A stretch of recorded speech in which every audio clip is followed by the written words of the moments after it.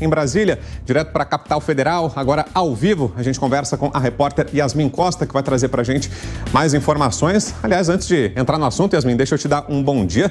Um dia lindo aí em Brasília, hein? Se aqui em São Paulo já está um calorão hoje, imagino que aí em Brasília, com esse tempo seco de vocês, a sensação esteja ainda maior, né? Essa sensação de calorão, né, Yasmin? Pois é, Vitor, sabe que aqui é um sol para cada um. Como diz o nosso amigo Bruno Pinheiro, é desse jeito que está aqui em Brasília. Olhei aqui no relógio, cerca de 25 graus faz agora, com sensação térmica de 29. Esse solzinho aqui está realmente bem quente, só que a gente não sua, né? Com esse clima seco, a gente fica naquela sensação de calor, mas sem o suor. Realmente está bem quente hoje aqui. Ah, boa. Aí dá para manter o visual, né, Yasmin? Aí é o sonho da repórter, né? Aí fica tudo nos trinques. Vamos falar de coisa séria, Yasmin. Tem novidades da CPMI do 8 de janeiro, que apresentou um recurso ao STF, né, o Supremo Tribunal Federal, tentando anular aquela decisão do ministro Nunes Marques, que tinha determinado a suspensão da quebra do sigilo de Silvinei Vasquez, o ex-diretor da Polícia Rodoviária Federal, né? O que alega a comissão para esse pedido, Yasmin? Pois é, Vitor, esse assunto caiu como como pólvora na sessão da semana passada da CPMI do 8 de janeiro. Teve muito debate, muita repercussão, os parlamentares avaliando que o Supremo Tribunal Federal estaria interferindo no andamento das atividades, depois que o ministro Cássio Nunes Marques suspendeu a quebra do sigilo telefônico, telemático, bancário, fiscal do ex-diretor-geral da Polícia Federal. Inclusive, todas essas informações já estavam sob a guarda da CPMI do 8 de janeiro. E na terça-feira passada, o presidente da CPMI, o deputado Arthur Maia, ele disse que iria recorrer. A advocacia do Senado iria recorrer e assim foi feito. Eles alegam que isso pode interferir no andamento das investigações do colegiado. Eles pedem uma reconsideração do Supremo Tribunal Federal com relação a esse ponto, que todo o colegiado, que é uma decisão monocrática, foi uma decisão, a suspensão da quebra do sigilo foi tomada por Nunes Marques, e eles pedem que todo o colegiado analise essa decisão. E isso vai acontecer. O próprio Nunes Marques, ele liberou, antes mesmo desse recurso ser apresentado pela CPMI, Nunes Marques, ele liberou a decisão dele que suspendeu a quebra do sigilo de Silvinei para julgamento na segunda turma do Supremo Tribunal Federal. Só que o ponto que acaba que não traz muito benefício para a CPMI é por quê? Porque esse julgamento do recurso, na verdade da decisão dele, só vai acontecer lá depois que os parlamentares tiverem acesso ao relatório final.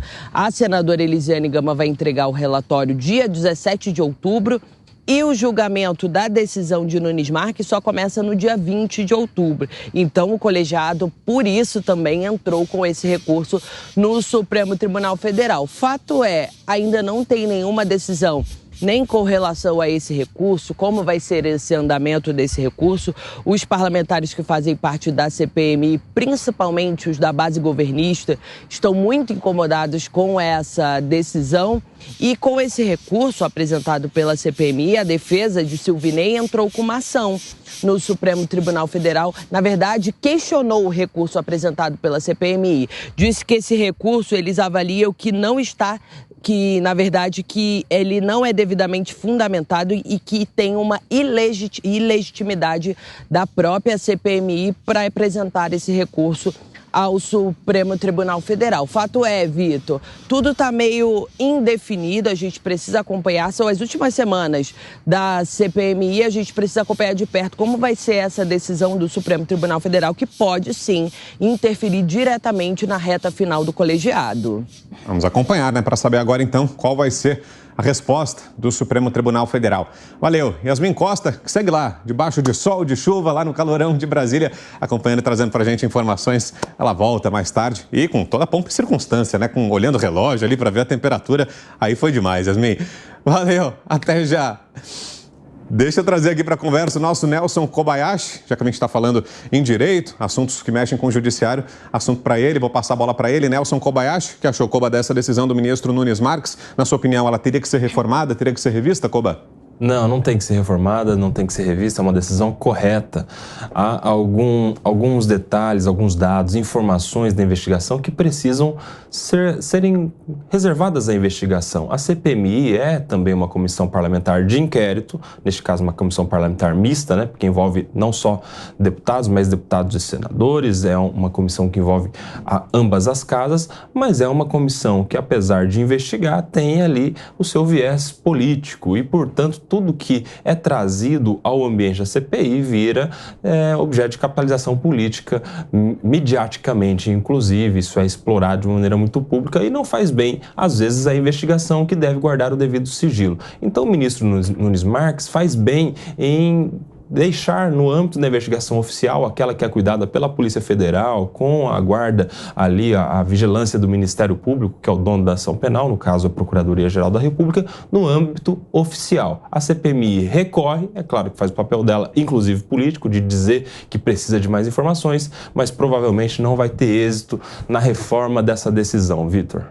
Agora, Koba, qual que é o balanço que você faz da CPMI dos atos do dia 8 de janeiro até agora? A CPMI vai até o dia 20 de novembro, podendo ser prorrogado essa data. Até o momento, você acha que tudo que foi feito trouxe aqueles esclarecimentos que a gente tanto precisava para saber o que houve mesmo naquele dia 8? Acabou sendo a grande pauta do Congresso neste ano, né? Curiosamente, não uma pauta legislativa. É claro que a gente teve reforma tributária e arcabouço que ainda estão tramitando no Congresso Nacional, mas a CPMI é o que ficou estampado no noticiário o tempo todo, durante todo o ano, e seria para investigar os atos do dia 8 de janeiro. A gente teve nessa CPMI um desvirtuamento do objeto.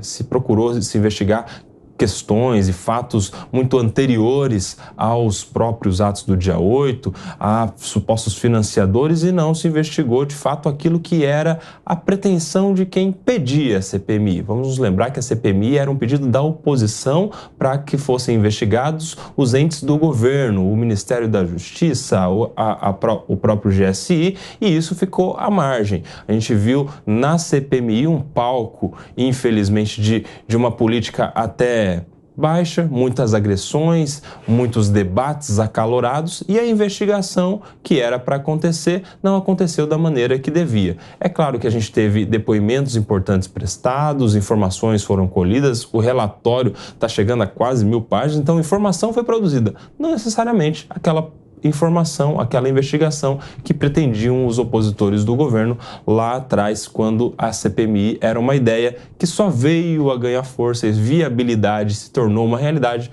só depois das imagens vazadas que tivemos a respeito dos atos do dia 8.